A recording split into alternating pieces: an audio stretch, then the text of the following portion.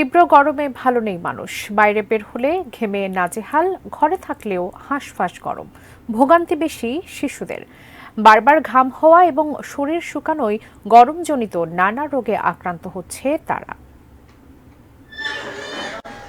সাপ্তাহিক ছুটির দিনে হাসপাতালের বহির্বিভাগ বন্ধ, যে কারণে ঢাকা শিশু হাসপাতালে জরুরি বিভাগের সামনে ভিড় স্বাভাবিক দিনের চেয়ে বেশি।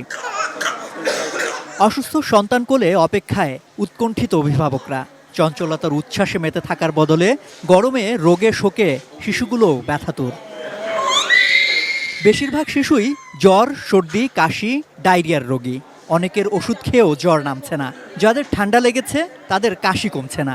অনেকেই আবার পেটে খাবার রাখতে পারছে না। কয়েকদিনের টানা তাপদাহে পরিস্থিতি ভীষণ নাজুক। অনেকদিন ধরে হালকা কাশি, কিন্তু আজকে সারা রাত ঘুমাতে পারে না এবং নাক দিয়ে পানি পড়ে। প্রতি 6 ঘন্টা পর পর ডোজ দিতে বলছে, সাপোজিটর ডোজ দিতে বলছে। তারপর ডোজ দিছি আমরা, কাজ হচ্ছে না, জ্বর উঠে নামে। কাশিটা বেশি, আজকে 3 দিন, কিন্তু কাশতে কাশতে বমি করে ফেলে, খাইতে পারে না কিছু। হঠাৎ করে জ্বর ঠান্ডা কিছু খেতে পারে না, যা খায় তাই বমি করে ফেলে দেয়। শিশু হাসপাতালে তাই রোগীর চাপ বেড়েছে। পরিস্থিতি বিবেচনায় চিকিৎসক বাড়ানো হয়েছে জরুরি বিভাগে। গরম যতদিন না কমে ততদিন শিশুদের বেশি করে তরল খাবার খাওয়ানো এবং ঠান্ডা পানিতে শরীর মুছিয়ে বাতাস আছে এমন ছায়া ঘেরা জায়গায় রাখার পরামর্শ দিচ্ছেন চিকিৎসকরা।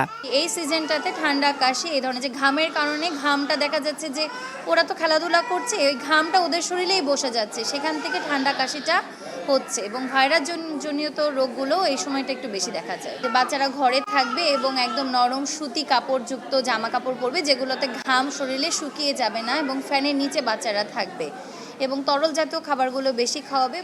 সম্রাট আনোয়ার, এটিএন নিউজ, ঢাকা।